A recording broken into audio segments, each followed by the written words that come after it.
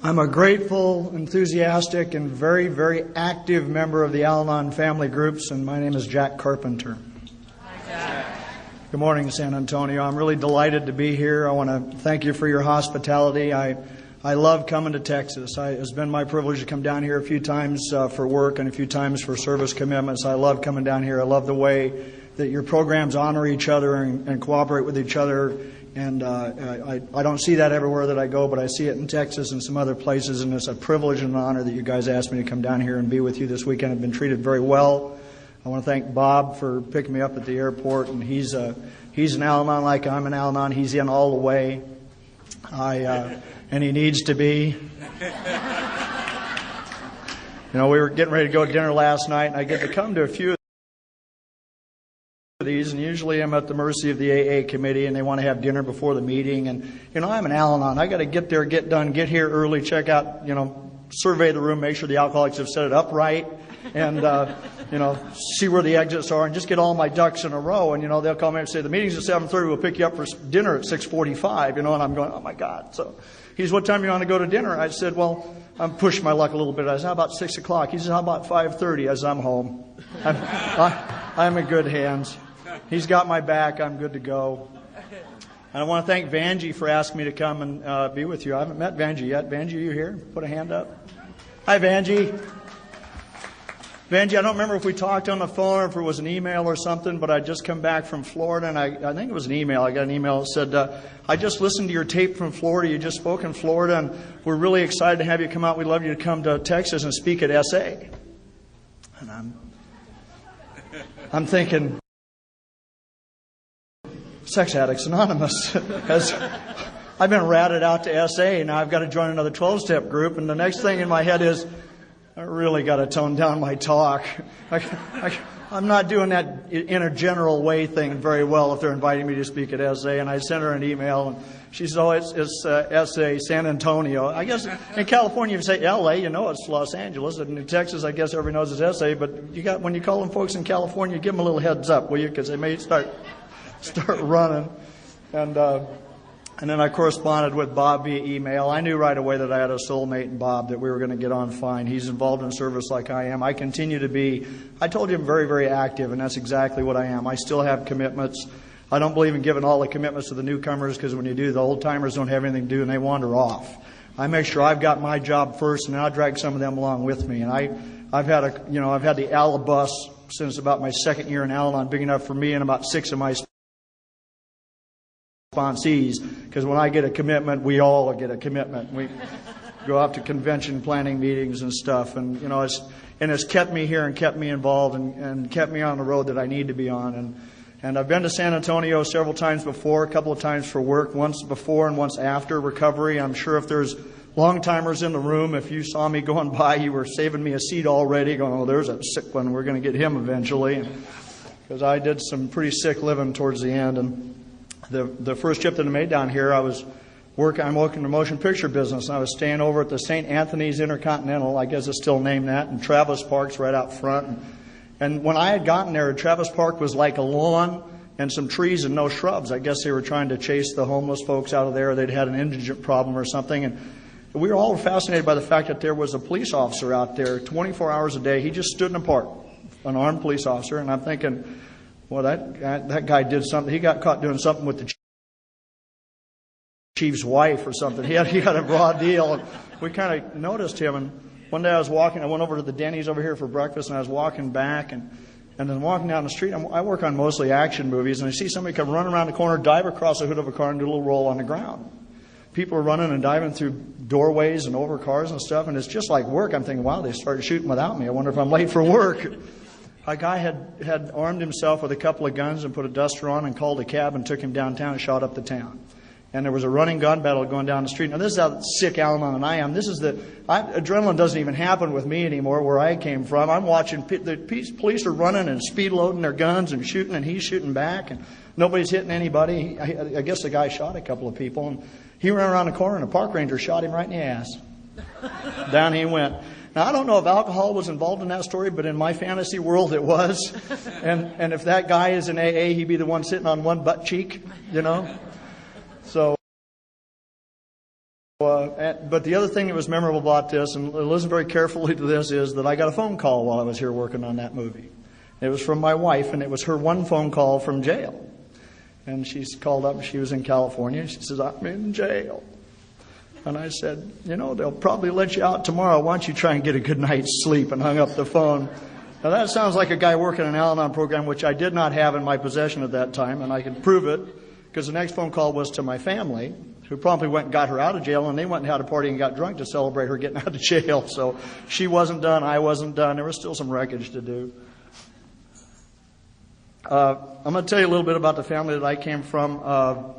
I came from a family that was deeply affected by the disease of alcoholism. And you wouldn't have, if you looked at my family, even in the light of recovery, you would notice something very, very peculiar right away, and that is that my parents were not alcoholic. They didn't drink alcoholically. They actually didn't drink very often. When they did, they didn't do it very well, but they didn't drink very often. But alcoholism was in and around, surrounded all of the activities in my home. Ours was the party house. Ours was a house that everybody came to. Saturday morning, first thing, people start showing up, and they just sat around watching, waiting for fun to break out. Because it would. It might be a rodeo. It might be a water fight in the house with the hose and everything. It might be a gang fight. It might be the police show. There was always something going on. And if you missed a weekend, next weekend you're going to have to hear about last weekend. So everybody just showed up and waited. You know, fun is going to break out here any minute. And then when they did have a party, they were huge bashes. We would do up for Halloween, we'd dig a graveyard in the front yard with headstones for everybody we knew. And you'd come down the driveway and Dracula and Frankenstein would swing out of the trees and land on the hood of your car. And you just couldn't afford to miss any time at our house. And the people that came, by and large, all of them were alcoholic. Most of them were my aunts and uncles, my grandparents, my relatives, all around the family, but not my parents. And I had to come to you and Al-Anon for a little while to begin to understand. I'm sitting in Al-Anon meetings, I'm listening, I'm going, yeah, that happened in my house, and that happened. And I'm listening to people talking about growing up in the disease of alcoholism, but I can't put that's a round peg square hole problem. I can't put my parents in that. And then one day it occurred to me that both of my parents were adult children of alcoholics. And one more gear clicked into place, and I began to understand that I was affected by alcoholism 2 generations down. I was affected by the presence of the alcoholics and the behavior of the alcoholics. And as a house that had secrets. We had, there were plots going on and secret alliances, and it was way before it was popular on TV, Mom checking on Dad and checking his jeans to see if he really had money because he didn't have any, and her plotting with her girlfriends, and my dad sneaking around behind her back, or we'd go to the motorcycle races and we'd drop Mom off and kiss her goodbye and go down and pick Dad's girlfriend up the street and go to the motorcycle racing for the weekend. We got a garage full of motorcycles. I'm racing motorcycles from the time I'm very young. We've got a backyard full of horses, and we've got no money to put food on the table. There were all of these contradictions that happened in that house, and I was very confused there for a long time.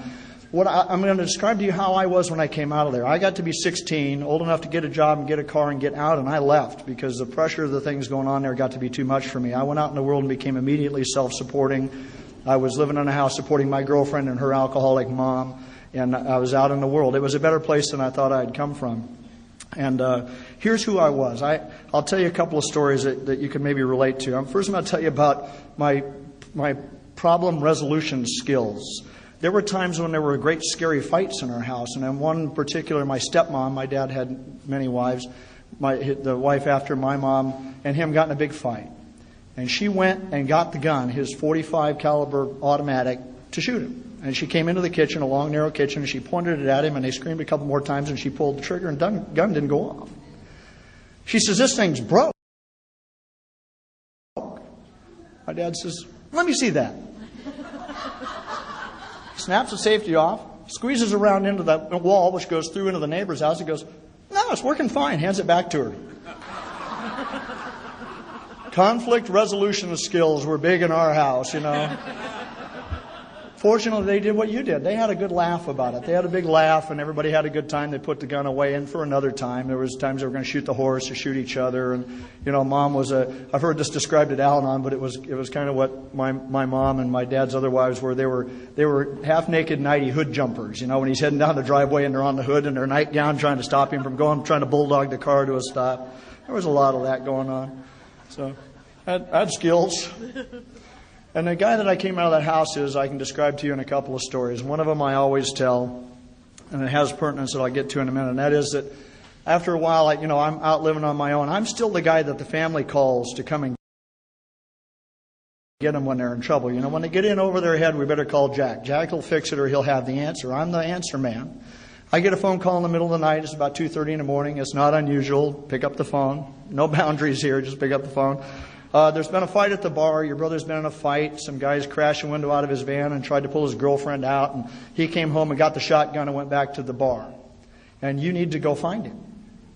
And I do. Of course I do. It's what I do. As my value as a human being is that I couldn't drink with them. I figured that early on. I tried. I couldn't do the things that they did. My brothers, my uncles would get drunk, get 7 feet tall, win the fight, get the girl, and forget. And we'd have to tell them tomorrow all of the heroics that they did. I would drink and get dumb and stupid and throw up and pass out and remember everything, which was awful. You guys don't know what a gift blackouts were. If you suffer from blackouts, you had a gift that I envy you greatly. So drinking didn't happen for me, but I could drive them. I could get them out of jail. I could go wade into the fight and get them out. And God help me, I did an awful lot of that. And I jumped out of bed. Of course I do. It wasn't even a question. Got in a car, went out. I have skills, stocking skills, actually. I found him in 5 minutes. First watering hole I checked, it was a pizza place that he went and drank at. And he's sitting in a parking lot, this empty parking lot in his van. He's got the shotgun popped up on the window. And all the windows are gone out of his van. There's not another car in sight. I pull up and I'm thinking, this is going to be an easy night in the hero business. There's no enemy close by. We'll probably get through the night without being bruised up too much. And I said, what are you doing? He says, I'm waiting for him to come back. The bars don't open for about 4 more hours. I think I'm still all right. So I take the gun away and I get him calmed down. I unload the gun and put it in the trunk and I'm getting ready to go home. And as I'm heading out, he says, well, I'm going to go find them. And I says, oh, well, you go with God. And he's off going to go find these guys. And on the way out of the driveway, we've got CB radios in our cars. And the CB radio pipes up and he says, I found them. They're around the back. Well, okay. So I turned my little Mustang around and I went around the side of this big shopping center. The pizza place was in the middle and he'd gone around that side. So I went around this side. And sure enough, we come around the back side. And in the middle of this parking lot is 3 cars. There's about 6 or 8 young gentlemen having a 3 o'clock in the morning after the bars closed beer under one of these big light standards. And my radio pipes up and it says, I'm going in. If you are new to Al-Anon or don't actually speak Al-Anon, that translates to, we're going in.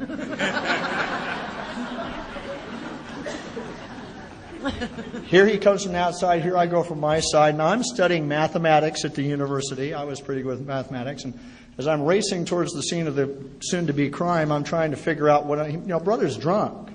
And I'm trying to figure out what I'm going to do with my 7 guys. He's going to get out and get one guy real busy, and I'm going to have 7 more to contend with, and I haven't yet administered any anesthetic to me. He's drunk. He won't remember tomorrow. I go, well, I get all these bruises. I have to tell him. So I come up with a plan to survive.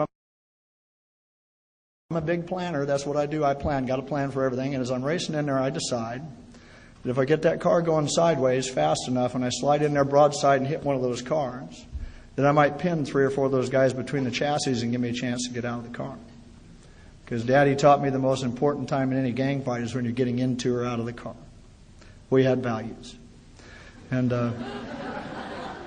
I went across that parking lot, my little Mustang, a little 69 Mustang, going pretty good, and I got it turned sideways. I've been racing motorcycles since I was 8. I raced my first automobile. I was a quarter midget racer when I was 4. I make my living doing this today, doing really silly things with cars. And I got that car pretty much turned sideways and was on my way in there to do what I was going to do. My radio piped up one more time and said, I don't think that's them.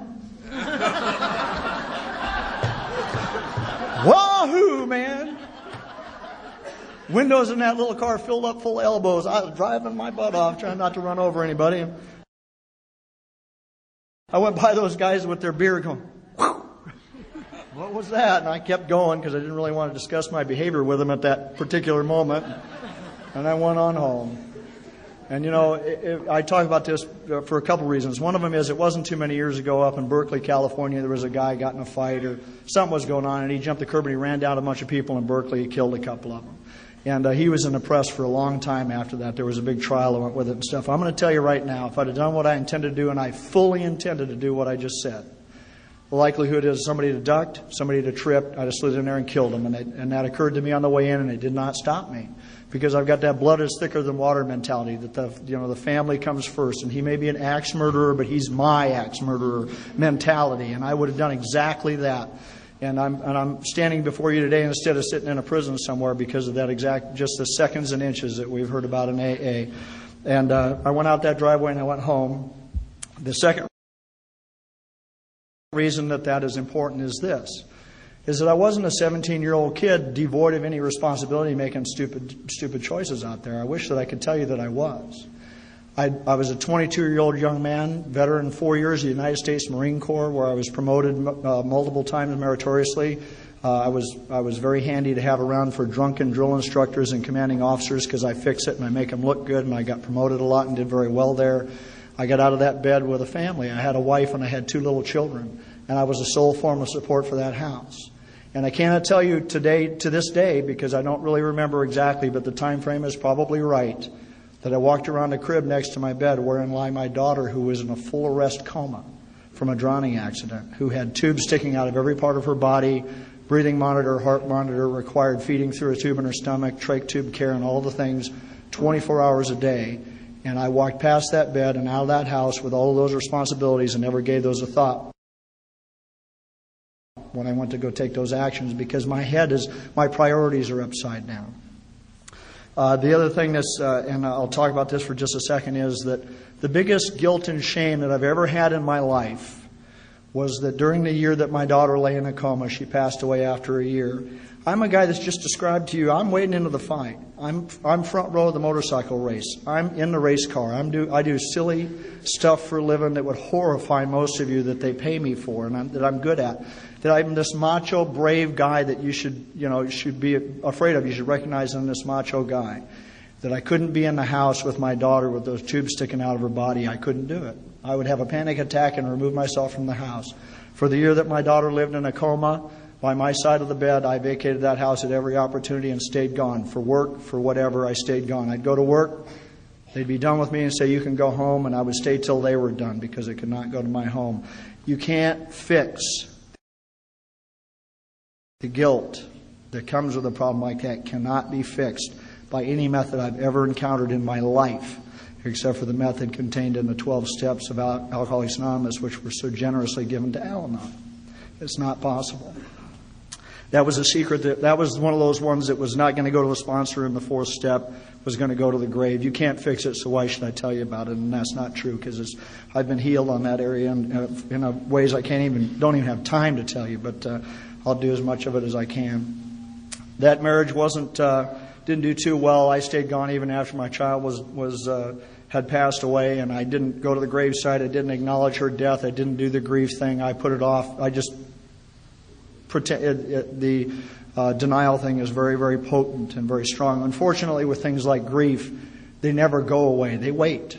And I had to do that grief process in recovery years later, and I did it with your help because it wasn't possible for me to do by myself. I went out in the world and I did some things that I used to judge my father harshly for. I shared with you a little bit about my dad. I went out and I did a lot of womanizing and a lot of tearing it up and a lot of acting like I was single. I'd go on movie locations and I was there for the game and for the chase and for having a good time, and I couldn't go home and didn't want to go home, and I created a lot of wreckage. And I met a lady in Page, Arizona that was to change all of that eventually. It was my beautiful wife Leslie who sends you her greetings. She's at home with the children this weekend, and I am here at her good graces.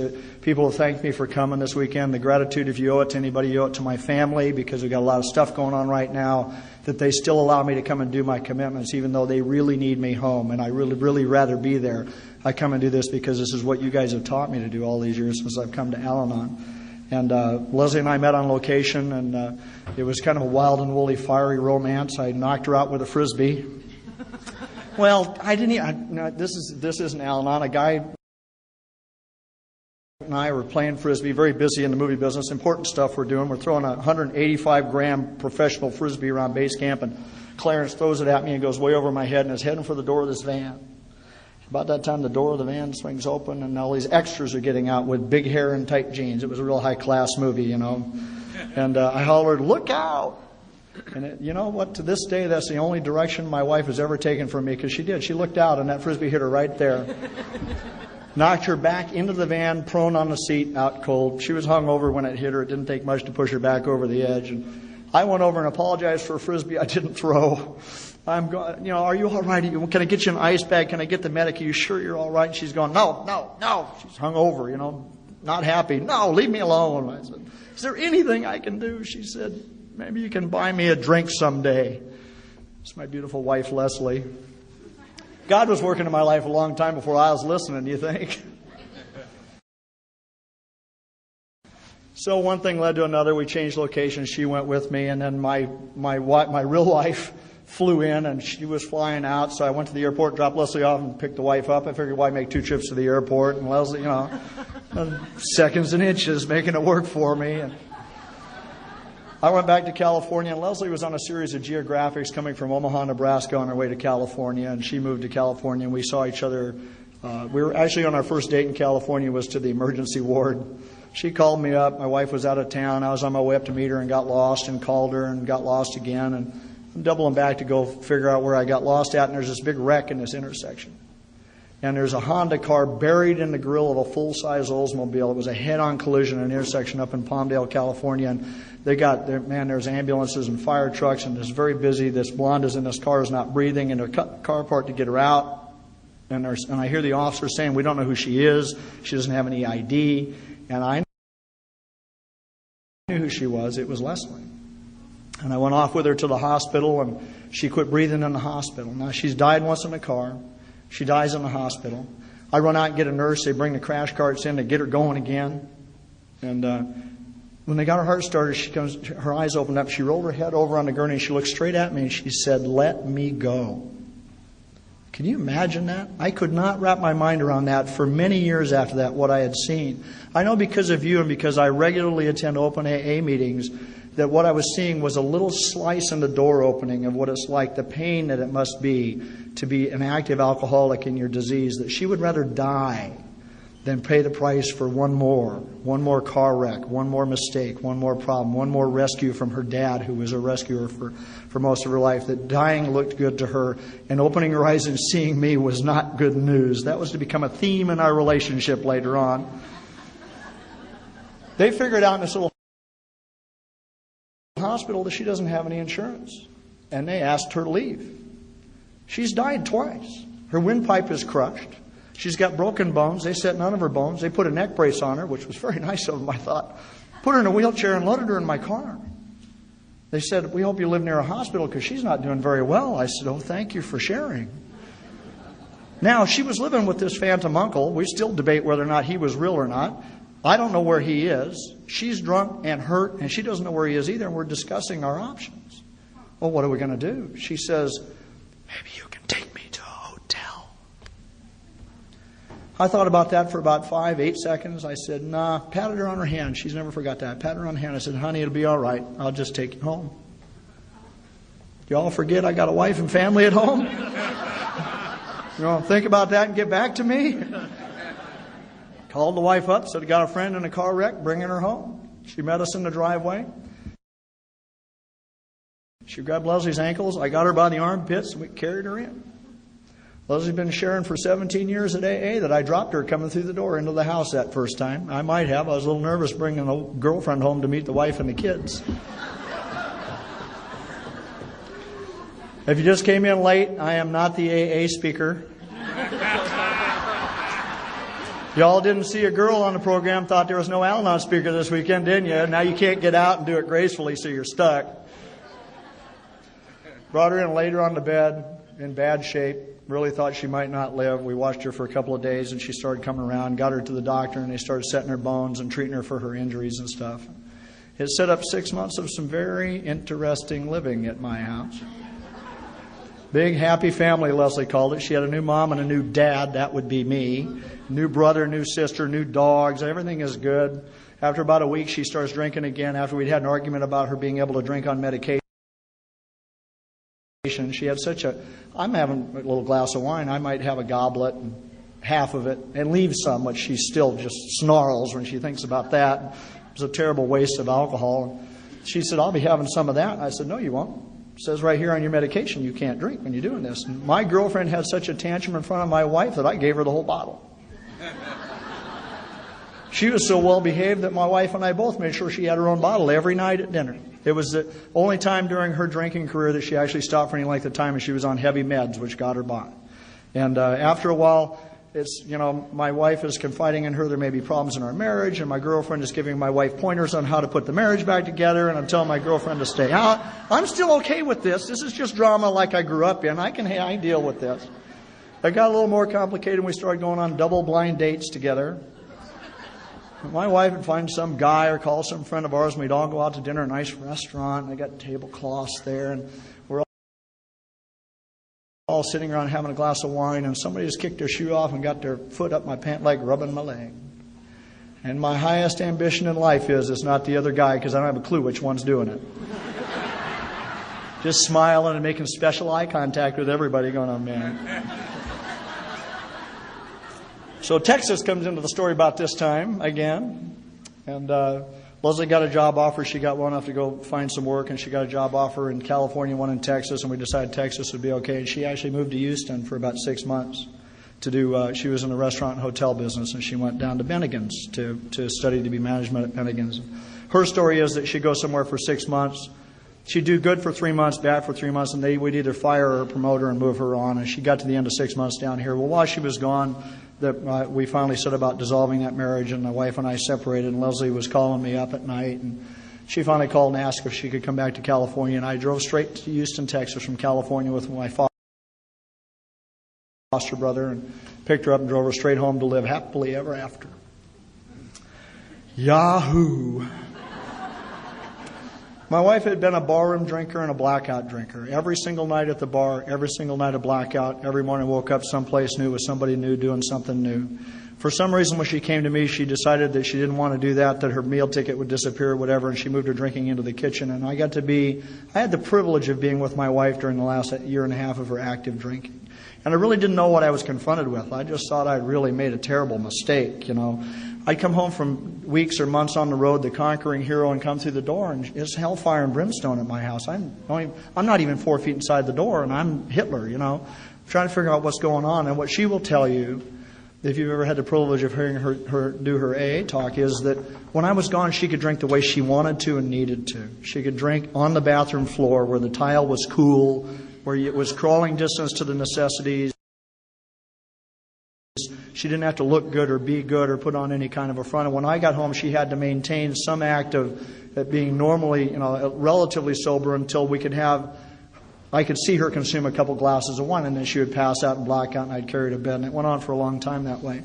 And towards the end, she did tell me that she had a problem. It was actually, she embarrassed me on a movie that I was on. She poured the director's wine in his lap while she was pointing out to him the finer points of directing a movie, this big movie director. My wife, the catering director, is telling the movie director how to do his job. I grounded her, sent her to our room. And we set about playing bottle tag for a few months after that, and I went off on location, and she finally got done. She wasn't done until she got done. It wasn't her time until the day that it was her time. And she tried to commit suicide by consuming alcohol. She tried to drink enough to not wake up, and she kept waking up pissed off that she hadn't died, and she finally called a recovery place and checked herself in as an outpatient while I was gone, and I came back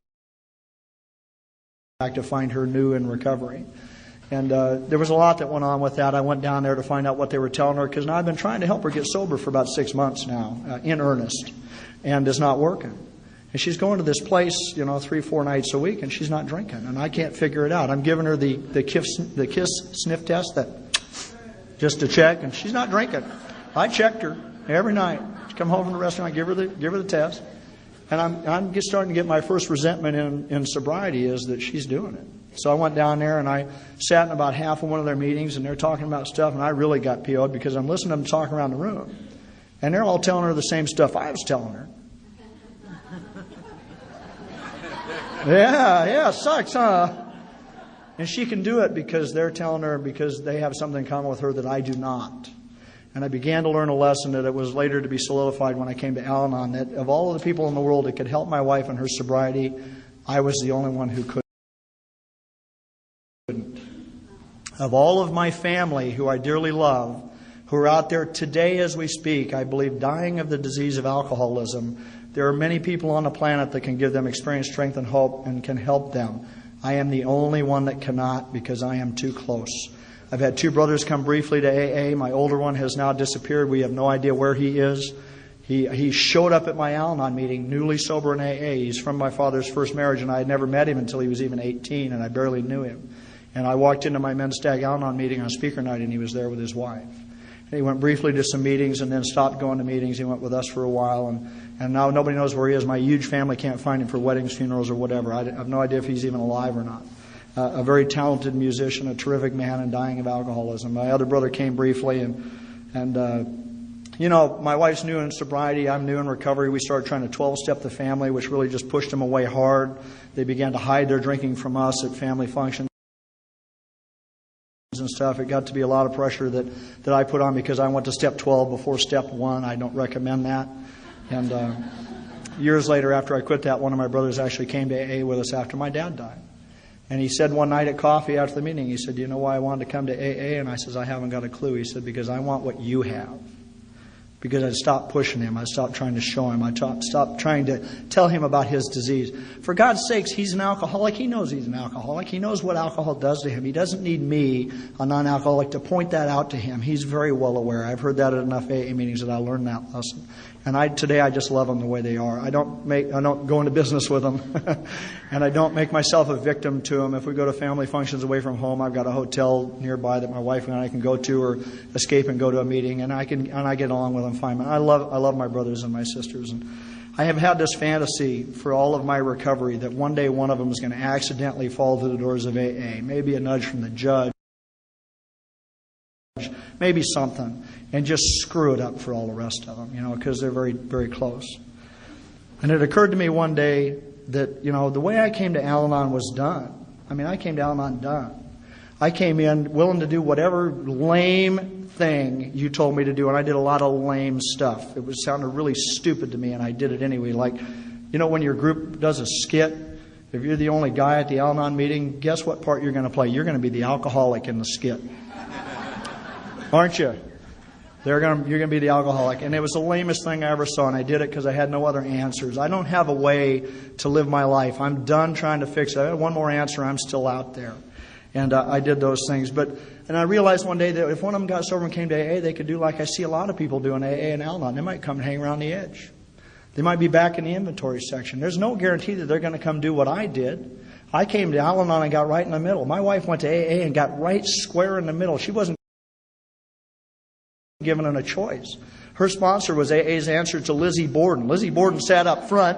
Leslie sat up front. She had a chair there, and her butt better be in it every week, We got in the middle, and you know what? They may come and they may hang around the edges and come in and out. I don't know that. That fantasy finally had to go away. And, I have a prayer list today for people who can't get sober because that's the only thing I can do for them. And I went to Al-Anon a year and a half after my wife got sober. Her and Lizzie Borden were trying to get me to go to meetings, and I was doing them. I can be led, but I can't be pushed. I'm not the one with the problem. She's the one with the problem. You leave me alone. And I would call her sponsor up and rat her out about this and that. And, I really don't think she did that second step very well. I was thinking you better talk to her about that, Pat. And Pat would just thank me for calling. And Leslie's calling every day asking Pat for permission to leave. And Pat's saying, we don't make any major decisions in our first year of sobriety, but you're extra sick. For you, it's 3 years. I loved Pat. She was mean to my wife. Leslie invites her over for dinner one time to get her to meet me so she could get permission to leave, and her and Pat went off in the kitchen after dinner. I know I was a prize in those days, and she says, "What do you think?" Pat says, "I don't like him either." She said, "But you made him your God. You live with him." Pat came to dinner one other time. It was after I'd gone to Al-Anon and my wife was dying from another disease, another addiction that she had. And we sat at dinner, and Pat didn't even wait till after dinner. She looked across at me and she said, "I don't think that you should have to live like this, and I think you should throw her out." My wife's sponsor. I loved her. I loved her. She scared people, but I loved her to pieces. Only I wasn't done. We're not done any sooner than the alcoholic. I didn't get to Al-Anon one day ahead of my time. They couldn't have made me go a day ahead of time. I couldn't have gotten my wife sober a day ahead of the day that it was her time to get sober. That's the way it is for us. I have to remember that I You guys ask me to speak every once in a while, and I do a lot of service commitments, and I start to accumulate knowledge, and I'm an avid AA history buff. I get to do workshops and stuff. I did one last week. And with all of that accumulated knowledge, I can never be a source for my wife. She has her source. Her women's meeting, her sponsor, her sponsees, her sponsor's sponsor. She's got that place to go for answers. And as soon as I cross that line to try and do that, I go from being a husband to being a daddy. I don't want to be her daddy. I want to be her husband. My defect of character is to go back to that daddy role, and I don't want to go there. And that's a constant battle for me. Constant application of the steps, being of service, going to meetings and not forgetting, and working with others is the things I've been taught to do, and they keep me from... I get to be this size in my marriage. It isn't like this, which is where we go to when my defects of character kick in. I got very busy in Al-Anon. I got a sponsor that was real involved in service. I had a woman sponsor. I'm the only guy at the meetings, I go to the first couple of meetings. I snuck out. I didn't want her and Lizzie Borden to have any satisfaction in knowing I was going to go to a meeting. I got a directory. I got that on the sly and snuck out to my first meetings. And I walked into the room, so I didn't look any more like anybody in the room than I did when I went to that recovery unit, and they'd taken me in with the other wives. Just us wives went into the room to get a little talk. We're getting help for ourselves. And I couldn't identify visually or otherwise with who was in the room. And I snuck out to that first meeting, and there were 8 little blue-haired ladies in there in a circle. And I went there because my wife had tricked me into going to AA. I'd started to hear about recovery in AA. I was going to AA speaker meetings by then for about 6 months every week with my wife, and I began to learn about the disease of alcoholism. I recommend that highly. And I began to hear the message of recovery from the podiums. I began to learn about recovery, and I wanted what they had, and I wasn't sure how to get it. And I went to Al-Anon, and these 8 little blue-haired ladies were sitting in a circle, and they've been waiting for me, I got to tell you, I've been around Al-Anon a little over 15 years, and I'm absolutely sure that all 8 of the little blue-haired ladies were younger then than I am now. But it was my perception when I came through the door. But I began to hear pieces of my story, and I knew I was in the right place. And I've been going to meetings from that day to this, at least 3, 4, 5 meetings a week ever since, and 1 AA meeting, sometimes a lot more. And I went to my first meeting of the home group. I rode my bicycle up there. I'm an avid long-distance cyclist.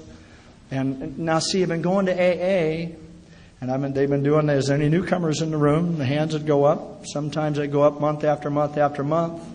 And that doesn't look too good to me, and I don't want to be new anywhere. My ego doesn't want me to be new anywhere, so I go to Al-Anon.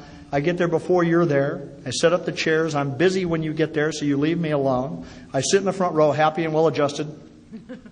Fine, I'm fine. Leave me alone, fine. And you leave me alone, and then I'm the last one to leave, and I'm showing up at this. Now, I've got to have a plan, right? I want to be an anonymous newcomer guy at an Al-Anon meeting where there's 40 women and me. My plan is I show up in my roadie, spandex, heat shrink to fit, no secrets from the world, roadie bicycle suit to be an anonymous guy in a room with 40 women. So I'd show up with my clothes, my street clothes in a pack, and I'd change into my street clothes, and I'd be dressed when you got there. And when the last one of you left, I'd get back in my roadie suit and go do my ride. And 2 months later, I had my first spiritual awakening in Al-Anon. I recognized that was my seat, that nobody was going to come to me and say, you're a guy, you can't be here. Nobody was going to come to me and say, she's sober, what the hell are you doing here? Nobody was going to come and say that I hadn't earned my chair in Al-Anon, and I left the clothes at home, and I showed up in my spandex suit. And I haven't been a newcomer yet. This is 2 months in, and this redheaded lady friend of mine, Patty M., walked up to me and she said, patted me on my spandex butt. She said, you keep coming back, honey. Got that lady sponsor. Every time a job came up, in or out of the group, her hand was the first one in the air, and I got the job. I thought there was something wrong with her. She'd start jumping out of her chair, and I started going places in Al-Anon. I did commitments at the meeting. They found out I didn't want to talk to you or touch you, so they made me a door greeter. You know what a door greeter does at Al-Anon? You guys are shaking in AA, but we're hugging in Al-Anon. You got to hug all of them coming through the door. I don't even want to hold your hand and do the Lord's Prayer, which I'm horrified by at my first AA meeting, by the way. Meeting's over, ready to leave, and they pulled me back in and made me pray against my will, Hated that. So they made me a door greeter. I got to meet all of you. I got commitments at the meeting, and I went from, this is the secret, if you're new in AA or Al-Anon, you want to figure out how to get from out there to in here, get a job at the meeting. And they don't give you a job. They don't think you're worthy of a job. Make your own job up. The ashtrays are your job, or the coffee cups, or setting up the chairs, or breaking them down, or sweeping the floors after they leave. Give yourself a job. Get a job at the meetings. You will go from being on the outside of the group to being on the inside. You won't even know when it happened so fast. And I got jobs in Al-Anon. I started going places. I started doing service outside the group. I wound up 5 years in Al-Anon. I'm the Al-Anon chair for Southern California. We've got 430 meetings in our intergroup. We've got 3 permanent employees. I don't know crap about the traditions or the concepts, and they put me at the big desk, where all the letters come. We write letters. People are not always happy if you do things in service in Al-Anon and AA, and they have opinions about them they share with you. I had to start going to step study meetings and tradition and concept study meetings to learn how to do my jobs in Al-Anon. And by the time I learned them, they get me out of there, because as soon as I figure it out, I might fix something and really mess it up. And I've been doing it from that day to this. My sponsor told me she sicked me on the newcomer guys. I'm the only guy in the meeting every week. A guy'd come in. She says, if you stay here and do this deal, guys are going to show up and they're going to stay. And they're going to ask you to sponsor them, so you better get busy on the steps. Well, I don't want to be responsible for somebody else's failure, and I got busy. And they start asking you to sponsor them. You start scooting on up the road so you can stay ahead of them a little bit. And those meetings that I went to then, I still go to now, almost all of them. I think one of them is closed. Those meetings you show up early, it's all guys. By the time the meeting starts, a third to a half of the meeting is guys, and we all sit in a group. It's kind of a little voting block we have over there. I sit down and they go on both sides of me. A coup has happened at those meetings. We got a lot of guys in there. And I've changed sponsors a couple of times since then. That sponsor has left Al-Anon and moved out of the state. I had a very loving man sponsor with over 20 years of sobriety in AA who was also in Al-Anon for a while, and now my sponsor is our immediate past delegate for Southern California, which means when I call them up whining that I have too many service commitments and they want me to do another one, I think it's enough now. You know what that answer is going to be when your sponsor's the ex-delegate? Sorry. Put your hand in the air. Stand up for the job. It ain't your business. God will decide if you need that job or not. And I do that even when I think that my job and my family is all going to be too much. I'm going to bring you up to date about what's happening now. I think that that's the most important thing I can do as a speaker is tell you what it's like right now. Sometimes we forget that. My wife and I are both very busy. We sponsor a lot of people. We have sponsors who have sponsors. We're at meetings all the time. My wife sponsored a woman for 5 years in and out of AA. And she's drunk and sober, drunk and sober. By the time she was 29 years old, she called us up and said she was done. She was homeless, hymnless, carless, moneyless. She drank herself out of everything. She's on the street at 29 years old with 4 kids. And my wife had seen one of them born and one of them as a newborn. She'd been with her for a long time. And she asked if we could get her in somewhere. My wife got her a bed at a halfway house down in Laguna Hills, California. And she was on her way out of town to speak at a convention, asked me if I'd take her there. I'm an Al-Anon going on AA 12-step call. I had a little philosophical problem with that. You guys have really convinced me that I've got no business doing that. And I said, I will go if you send one of your sponsees with. And we went over there to get her and got her a bottle to get her in the car. That's new 12-step work for an Al-Anon like me. Here's your bottle. Come on, in the car, honey. I leave that to the women in AA. That's just fine with me. I like to watch it, but I don't want to do it. It was a good thing that my friend Kit, who's in AA, came with me because apparently it was clothing optional day that day when we showed up. And Kit got her dressed and we got her in the car and took her down and she consumed most of the bottle and I carried her in unconscious and laid her on the bed in this place. And I know enough about the disease of alcoholism to know that I can't fix it. And I know enough to have compassion for an alcoholic instead of anger at their decision to drink. Because alcoholics drink because they don't have a choice not to drink. We forget that. This progressive fatal disease is not something we get up in the morning and say, I think I'll commit suicide today and pick up that drink. It's a choice that's removed from the active alcoholic. And I carried her in and laid her on the bed and this woman who's a resident of the house, she's probably got about 8 minutes of sobriety, comes out with a little clipboard to ask all the questions, and she's unconscious on the bed. I know it's silly, but we have to ask all the questions whether she answers or not, and they go down the thing, when have you had your last drink? And I'm saying, front door. The bottle's on the porch. We had our last one sitting there on the porch just for old time's sake. Nightcap there. She goes down the list, no response, no response, no response. She's out cold. She gets to the last question. She says, why are you here? She opened her eyes for just a second, rolled her head over, and through cracked lips, looked at the woman and said, because I want to get better, and passed out. And I believed her. I believed her then, and I believe her now, that she really wanted to get better. She wanted that. The joke, the cruel jokes that we talk about, how do you know an alcoholic's telling lies because her lips are moving. I don't buy into that crap. I believe that she meant that with every fiber in her body. I believe that when my wife told me she would never drink again, she meant that. She did at the time. She just didn't have the choice to do it because she didn't have the tools to do it.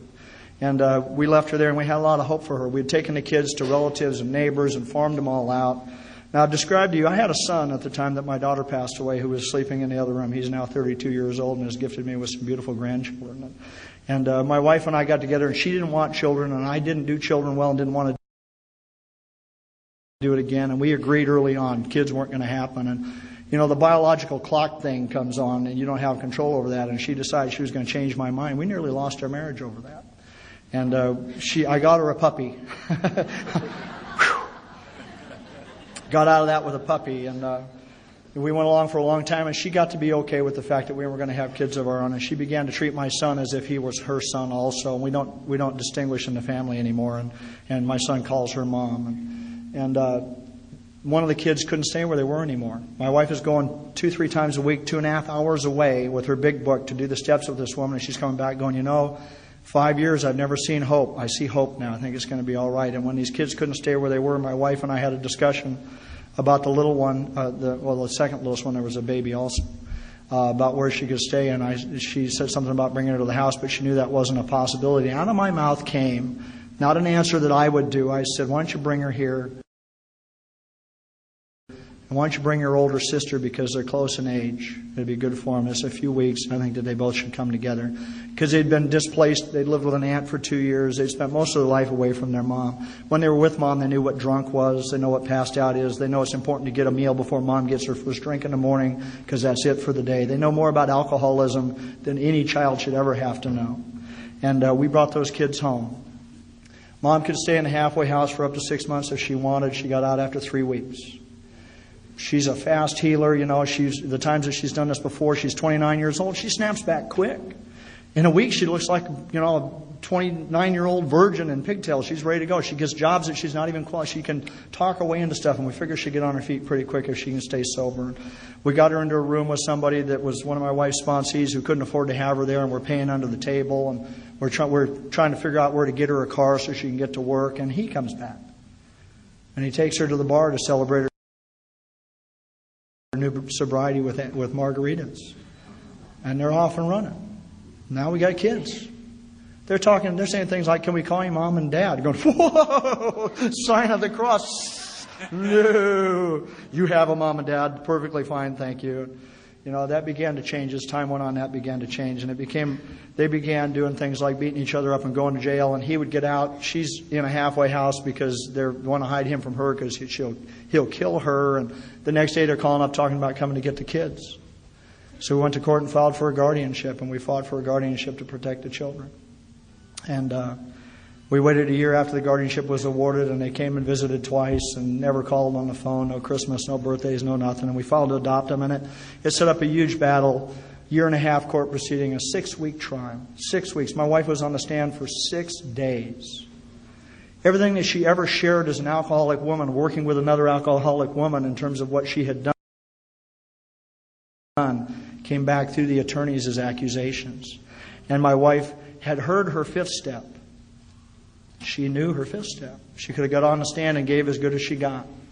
And we talked to people in AA that gave us advice about what to do. And she sat up there and she said, yep, I did that. Yes, I did that. Yes, I did that. And yes, I'm sober today for 17 years. At that time, it was 15.5 years. And after a 1.5-year court proceeding, the judge granted us permission to adopt those little girls, and he made us a family 2 days later. Now,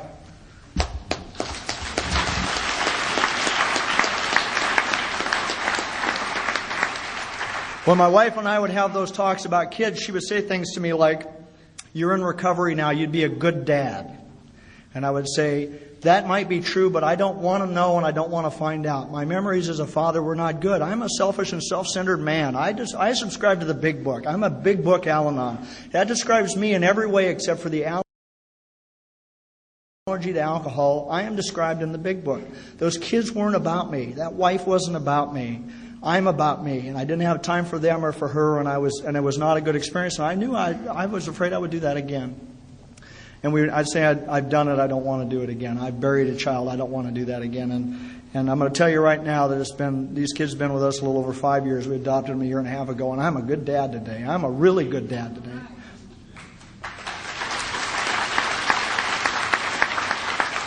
I'm a good husband today. I'm a good brother. I'm a good son. I'm good at the things that I am in my world only because of you. These are not tools that I had when I got here. My wife's only tool for living was alcohol until she got to AA. Her first year of sobriety was more miserable than her last year of drinking times 10 because they'd removed her only tool for living by taking away alcohol. It took a while to acquire those tools. Those tools for living worked for her and they worked for me. It's been a long struggle with this. These children came with special needs. The older one is ADD. And she couldn't read. She'd read a one-page story and she couldn't tell you what was on it.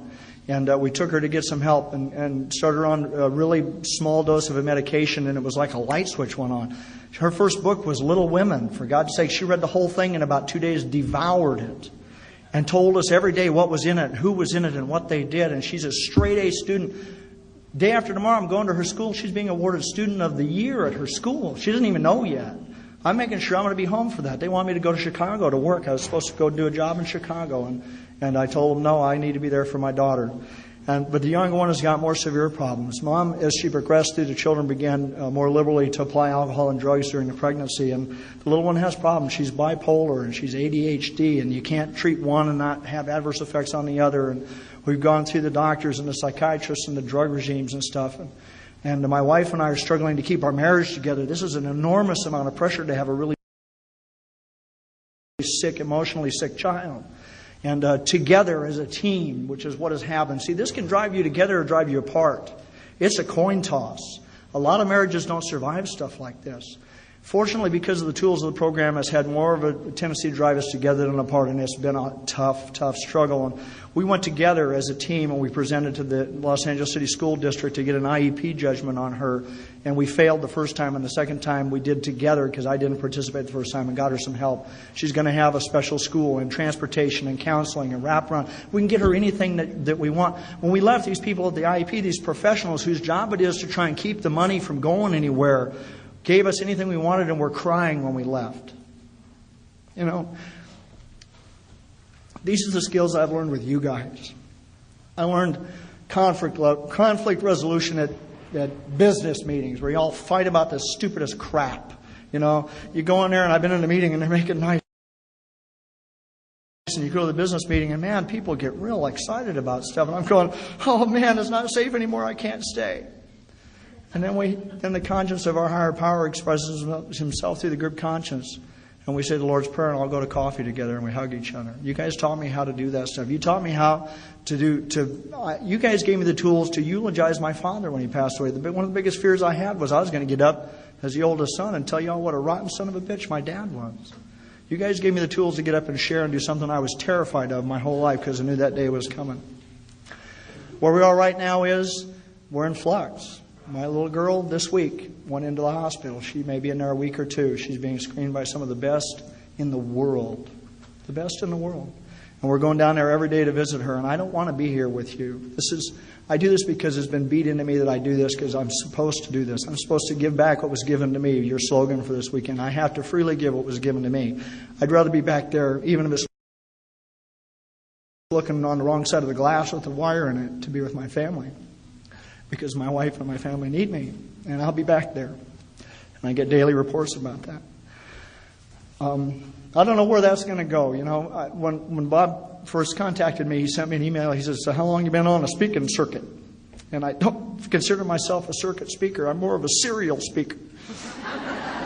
Because God keeps giving me new stuff to share. You know, every share is a damn cliffhanger. I'm getting tired of it. I want the old story just to stay there. No new spiritual growth, you know. Just let me get the punchline in and get out of here and shake a few hands. And God keeps giving me new stuff. And I don't know where this is going to wind up. But I'm going to tell you this, that I'm going to get through it. I got an overwhelming sense of well-being about 3-4 weeks ago, standing on a beach. I was working on a job. It was a rock video or something. And my daughter's head's caving in, and my wife and I are spinning out, and we're fighting doctors and lawyers and stuff to try and get her some help. And I'm standing on a beach going, God, I don't know if it's going to be okay, man. Is it going to be okay? I don't know. And there's this big cliff by Magoo Rock in California. If you've ever been there, it's a huge cliff, and there's a rock on this side and a little bay. And I was just standing there thinking about that. A school of dolphins came around the corner. About 10, 12 of them, with a couple of young ones being kind of mushed along by the parents. I get this overwhelming sense that, you know what, no matter what happens, it's going to be okay. And I called my wife. I says, I can't tell you how I know, but it's going to be okay. As long as I stay close to you, as long as my seat's in the middle, my seat's really up front. I don't belong at a microphone. I'm front row taking notes guy. You know, I'll come do this, but I belong there listening to you guys. The speakers I've heard this weekend already have touched my heart. That's as high as you go as a speaker. And my place is in the front row. When I get back to Monday, I'll be at my Monday night meeting. With the stuff going on, I'll do my stuff. I get to my meeting because that's what I'll do. All day long, my sponsees will call me, and they won't start off with, how are you doing? And we won't go there. We'll talk about them. And a couple of them will make a mistake and say, how you doing before we start? And then we're going to talk about me for a while. And, you know, that's okay. That's how you know they've been around a while and they might get to stay. My life has been immensely improved, made immensely better by my association with you. I hope to always have a chair in the middle of you. Thank God for Al-Anon and thank God for Alcoholics Anonymous. Thank you.